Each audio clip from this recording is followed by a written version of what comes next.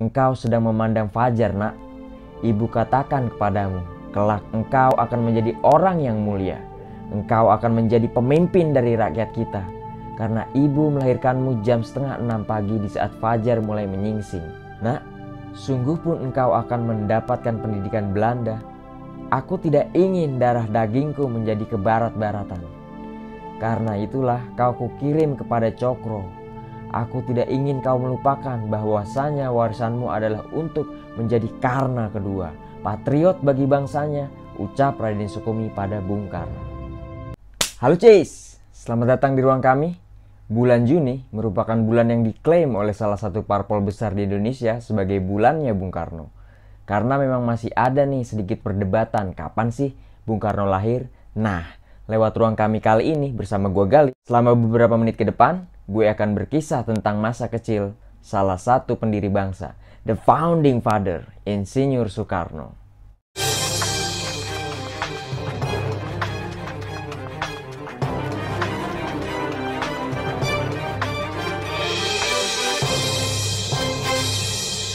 Oke Cis, kita masuk ke cerita awal-awalnya ya Cis. Dikutip dari autobiografi Soekarno, penyambung lidah rakyat Indonesia karya Cindy Adam, Soekarno, atau yang lebih sering dikenal dengan sebutan Bung Karno, lahir di Surabaya 6 Juni 1901. Beliau merupakan anak dari pasangan Raden Sukemi Sosrodihardjo, bapaknya, dan Ida Ayu Nyomanrai, ibunya. Bung Karno lahir pada saat matahari mulai terbit di ufuk timur, di saat matahari mulai menjalankan tugasnya menyinari dunia. Di saat itulah ia terlahir. Saat itu, ketika Bung Karno baru berumur beberapa tahun, pagi-pagi sekali sebelum matahari terbit, Ibu Ida Ayu sudah bangun sebelum matahari terbit dan duduk dalam gelap di beranda rumahnya yang kecil. Tiada bergerak, Cis. Ia juga tidak berbuat apa-apa, juga tidak berkata apa-apa. Hanya memandang ke arah timur dan dengan sabar menantikan fajar menyingsing. Bung Karno kecil pun terbangun dari tidurnya dan mulai mendekati ibundanya yang duduk di beranda. Seraya mengulurkan tangan lalu mendekap memeluk erat tubuh kecil Bung Karno, ibunya berkata dengan suara lirih kepadanya, "Kita, orang Jawa mempunyai suatu kepercayaan bahwa orang yang dilahirkan di saat matahari terbit, nasibnya telah ditakdirkan terlebih dulu. Jangan lupakan itu. Jangan sekali-kali kau lupakan, nak, bahwa engkau ini adalah putra dari Sang Fajar." Ya, Bung Karno lahir bersamaan dengan terbitnya Sang Fajar di suatu hari yang baru, Cis. Dan menyingsing pula lah fajar dari satu abad yang baru. Karena beliau dilahirkan di tahun 1901. Zaman di mana Indonesia akan memulai pergerakan nasional menuju Indonesia merdeka, Cis. Bung Karno yang terlahir dengan nama Kusno Sosrodihardjo sering sekali sakit nih.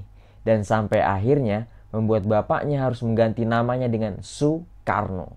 Karno atau Karna merupakan sebuah nama yang diambil dari tokoh tersohor dari cerita Mahabharata, Cis. Bapaknya berharap dengan nama itu Bung Karno kecil yang lemah akan menjadi kuat dan gagah seperti tokoh Karna yang setia pada keyakinannya, tersohor karena keberaniannya dan kesaktiannya, setia pada negaranya juga patriot yang saleh bagi negaranya, Cis, si Karna ini. Sedangkan awalan Su merupakan imbuhan yang artinya paling baik. Sambil memegang bahu Bung Karno kecil, seraya menatap jauh ke dalam matanya, bapaknya berucap kepadanya, "Nak, aku selalu berdoa agar engkau pun menjadi patriot dan pahlawan besar bagi rakyatnya." Bung Karno kecil hidup dalam kemiskinan, Cis. Gaji bapaknya yang hanya pas-pasan untuk biaya hidup sehari-hari dan membayar sewa tempat tinggal, menyebabkan Bung Karno kecil tak pernah merasakan indahnya kemeriahan nih saat Lebaran Idul Fitri tiba. Jangankan merayakan Lebaran, untuk membayar zakat fitrah pun tak mampu, Cis. Kala itu, ketika malam Lebaran tiba, Bung Karno kecil hanya mampu melihat dari sela-sela dinding bambu rumahnya saat teman-temannya asik bermain petasan.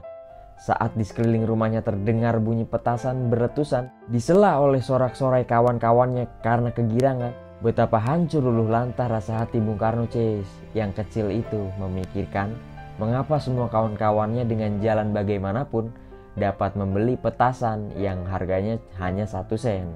Sedangkan ia tidak bisa membelinya. Masa kecil Bung Karno dipenuhi dengan kemelaratan, sehingga hampir tidak bisa makan 1 kali dalam sehari. Yang paling sering keluarganya makan ialah ubi kayu dan jagung tumbuk. Bahkan ibunya nggak mampu nih membeli beras murah yang biasa dibeli oleh para petani. Setiap pagi, Ibu Ida Ayu mengambil lesung dan menumbuk. Menumbuk tak henti-hentinya menumbuk butiran-butiran berkulit itu sampai menjadi beras, Cis.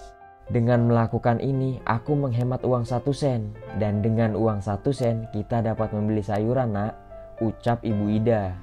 Ketika sedang menumbuk padi dalam teriknya panas matahari sampai telapak tangannya merah dan melepuh.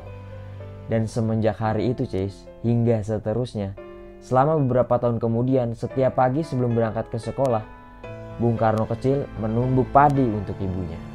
Pada waktu berumur 10 tahun, Bung Karno telah mempunyai kemauan yang keras. Dengan kekuatan pribadinya, ia menjadi tokoh yang berkuasa setiap kali berkumpul. Bahkan ia sudah mempunyai pasukan bermain, Cis. Dan ia memimpin pasukan ini. Misalnya, kalau Bung Karno bermain di lapangan Mojokerto, teman-temannya pun ikut main. Kalau Bung Karno mengumpulkan perangko, mereka juga mengumpulkan. Agaknya Bung Karno sejak kecil sudah menjadi pemimpin dalam kelompok bermain masa kecilnya, Cis. Sekalipun pada waktu masa kecilnya dalam permainan adu gasing, ada sebuah gangsing kepunyaan kawan yang berputar lebih cepat daripada kepunyaan Bung Karno, Cis. Maka ia akan memecahkan situasi itu dengan berpikir cepat nih Bung Karno. Yaitu dengan melemparkan gasing itu ke dalam kali, Cis. Curang lah pokoknya. Bung Karno begitu karena baginya nasibnya adalah untuk menaklukkan, Cis, bukan ditaklukkan katanya. Bung Karno kecil bersekolah di Sekolah Bumi Putra, di mana saat itu semuanya pribumi, Cis. Dalam kelas itu semua 30 orang murid di Inland School. 2 kali dalam seminggu mereka diajari bahasa Belanda. Ketika Bung Karno naik ke kelas 5, bapaknya menerangkan keinginannya nih pada Bung Karno. Cita-citaku hendak mengirim kau ke sekolah tinggi Belanda, nak, katanya. Karena itu usaha kita yang pertama ialah memasukkan engkau ke sekolah rendah Belanda, nak. Apakah saya tidak dapat meneruskan sekolah Bumi Putra? Tanya Bung Karno. Pendidikan Bumi Putra hanya sampai kelas 5. Tidak ada lanjutannya, nak, buat kita. Kita tidak boleh masuk sekolah menengah Belanda kalau kita tidak keluar sekolah rendah Belanda. Dan tanpa ijazah ini, orang tidak bisa masuk sekolah tinggi Belanda. Dengan perasaan khawatir, Bung Karno bertanya lagi, apakah saya bisa masuk ke sana berdasarkan kepandaian? Kau masuk dengan hak istimewa, nak. Pegawai gubernemen dan orang kelahiran bangsawan diberi kesempatan untuk menikmati pendidikan Belanda, nak. Sedangkan yang lain tidak. Mengingat keadaan kami, aku bertanya, apakah cuma-cuma, Pak? Mana bisa, kita mesti membayar uang sekolah. Belanda juga? Tidak, mereka bebas. Akan tetapi dalam penjajahan tak seorang pun dapat mencapai suatu kedudukan tanpa pendidikan Belanda. Kita harus maju, ucap Bapak Bung Karno. Aku akan menemui kepala sekolah rendah Belanda untuk mengajukan permohonan. Setelah Bung Karno menempuh ujian, kepala sekolah memberitahukan kepada bapaknya bahwa Bung Karno sangatlah pintar. Akan tetapi bahasa Belandanya belum cukup baik untuk kelas 6 Europes Lager School dan terpaksa harus menempatkan Bung Karno 1 kelas lebih rendah. Dengan perasaan yang sangat tertekan, akhirnya keduanya pergi dan mau tidak mau harus menerima bahwasanya Bung Karno harus tinggal kelas dulu. Meskipun malu karena umur Bung Karno sudah 14 tahun dan malu karena harus tinggal kelas juga dicap bodoh. Mau tidak mau Bung Karno harus menerimanya, Cis, demi bisa sekolah ke jenjang yang lebih tinggi lagi. Tapi ada yang menarik nih, Cis. Raden Sukemi, bapaknya Bung Karno, mengambil keputusan untuk berbohong dalam hal urusan umur, yaitu dengan mengurangi umur Bung Karno 1 tahun dan mendaftarkan lagi Bung Karno di tahun pelajaran baru dengan umur 13. Hal itu dilakukan supaya anaknya tidak merasa tertekan dan malu, Cis. Keren ya, Cis, bapaknya Bung Karno. Oh iya, masih ada satu persoalan lagi nih, Cis, mengenai bahasa Belandanya Bung Karno.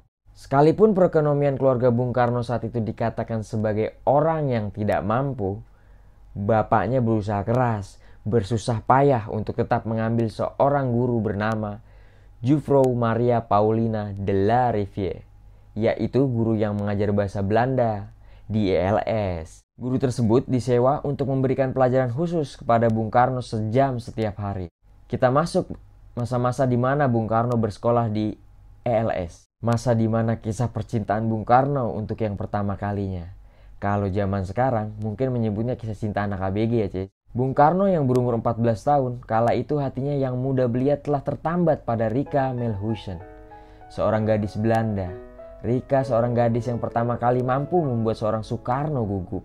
Dan Rika jugalah gadis yang pertama kali Bung Karno cium, Jay. Bung Karno muda begitu mencintai gadis itu.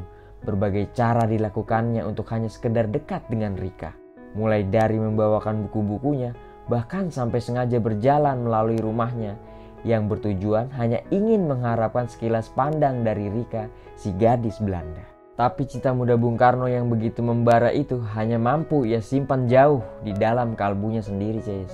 Ia tak berani menceritakan pada siapapun karena takut ketahuan orang tuanya. Bung Karno berkeyakinan bahwa bapaknya akan begitu marah sekiranya ia mendengar anaknya bergaul dengan anak gadis Belanda. Tapi bagaimanapun Bung Karno menyimpan rapat-rapat kedekatannya dengan Rika dari pengetahuan orang tuanya, pada akhirnya orang tuanya pun mengetahui juga bahwa anaknya bergaul dengan gadis Belanda.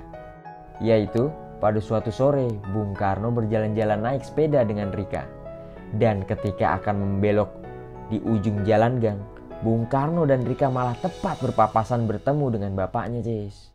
Bung Karno mulai menggigil karena takut, tapi bapaknya bersikap biasa saja. Bung Karno sangat khawatir akan apa yang akan menyusulnya nanti kalau ia sudah sampai di rumah. Pasalnya, Bung Karno tahu betul bapaknya sangat membenci Belanda, Cis. Apalagi saat itu ia tahu anaknya bergaul dengan anak Belanda. Sejam kemudian dengan sangat ketakutan, Bung Karno menyusup masuk rumah dalam keadaan masih tergoncang, Cis. Namun yang terjadi malah di luar dugaannya, Cis. Bapaknya mulai mendekati Bung Karno dan berkata, "Nak, jangan kau takut tentang perasaanku terhadap teman perempuanmu itu. Itu merupakan hal yang baik sekali. Hanya dengan jalan dengannya, engkau dapat memperbaiki bahasa Belandamu." Padahal udah ketakutan nih Bung Karno, Cis. Tapi tanggapan bapaknya malah sebijak itu. Ketika datang waktunya Bung Karno untuk masuk sekolah menengah, Raden Sukumi sudah tahu apa yang harus dikerjakannya. Ia menggunakan pengaruh kawan-kawannya untuk memasukkan Bung Karno ke sekolah menengah, Hugger Burger School di Surabaya, HBS. Semua telah diatur oleh Raden Sukemi, termasuk di mana nanti Bung Karno akan tinggal di Surabaya. Bung Karno akan tinggal di rumah kawan lama bapaknya, seorang pemimpin politik orang Jawa, seorang yang dikatakan Belanda sebagai Raja Jawa yang tidak dinobatkan. Bung Karno akan dititipkan di rumah Haji Umar Said Cokro Aminoto di Surabaya. Nak, sungguh pun engkau akan mendapatkan pendidikan Belanda. Aku tidak ingin darah dagingku menjadi kebarat-baratan. Karena itulah kau kukirim kepada Cokro. Aku tidak ingin kau melupakan bahwasanya warisanmu adalah untuk menjadi Karna kedua, patriot bagi bangsanya, ucap Raden Sukumi pada Bung Karno.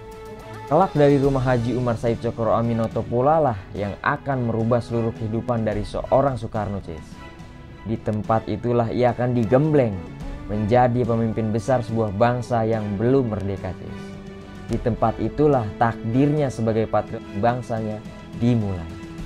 Pagi hari saat kepergian Bung Karno ke Surabaya, ibunya melepasnya pergi dan memperingatkan Bung Karno bahwasanya ia tidak akan kembali untuk tinggal bersama-sama lagi dengan keluarga.